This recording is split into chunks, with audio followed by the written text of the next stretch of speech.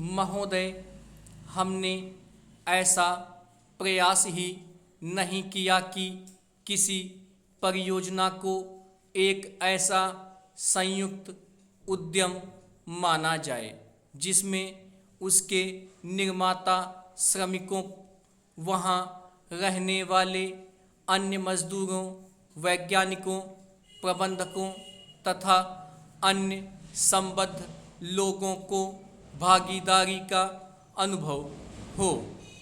हमने समस्याओं को पुराने कोर से ही देखा है और लोगों को अलग अलग खानों में बांट दिया है। इसलिए ये झूठे विभाजन समाप्त होने चाहिए। हमारे समाज में ऐसे अनेक विभाजन हैं, शायद वे सभी समाजों में होते हैं, लेकिन हमारे यहाँ वे सामान्य से कुछ ज़्यादा ही हैं। ये धर्म के आधार पर, जातियों के आधार पर, भाषा और क्षेत्र के आधार पर पाए जाते हैं। एक व्यक्ति और एक वर्ग को दूसरों से अलग करने वाली अनेक तरह की दीवारें हैं और इन सब विभाजनों से हमारा राष्ट्र कमज़ोर हुआ है।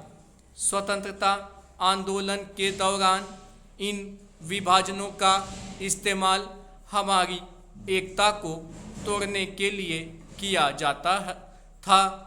आज भी इन्हें उन लोगों को कमज़ोर बनाने के लिए काम में लाया जाता है जो एक होकर खड़े होना चाहते हैं, जो भिन्न भिन्न जातियों और धर्मों के होते हुए भी एक ही उद्देश्य से प्रेरित हैं। हमें यह सावधानी रखनी होगी कि ऐसे लोगों के समूह को कोई भी कमज़ोर ना कर सके।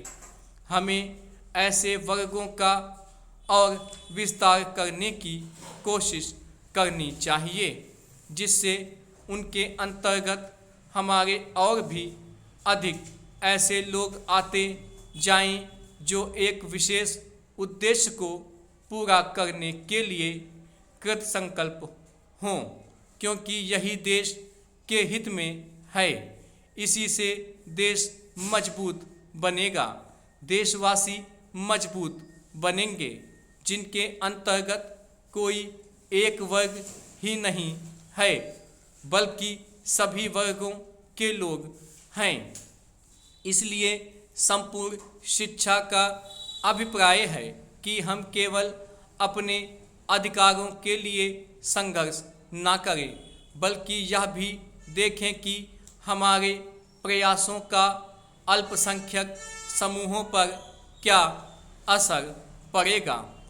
औद्योगिक क्षेत्र सुगठित है, उसकी आवाज़ शक्तिशाली है, उसमें एकता है और इसलिए इसका प्रभाव पड़ता है। लेकिन हमारे देश में बहुत से ऐसे वर्ग हैं जिनकी आवश्यकताएं अन्य वर्गों से कहीं ज़्यादा महत्व की हैं, परंतु उनमें एकता नहीं है। उनकी मांग को प्रस्तुत करने वाला कोई नहीं है और उन्हें शायद पता तक नहीं होता कि उनकी कुछ मांगे भी हैं, लेकिन केवल इसी कारण से उनकी उपेक्षा नहीं की जा सकती। हम यह नहीं कह सकते कि उनकी कोई मांगे नहीं हैं।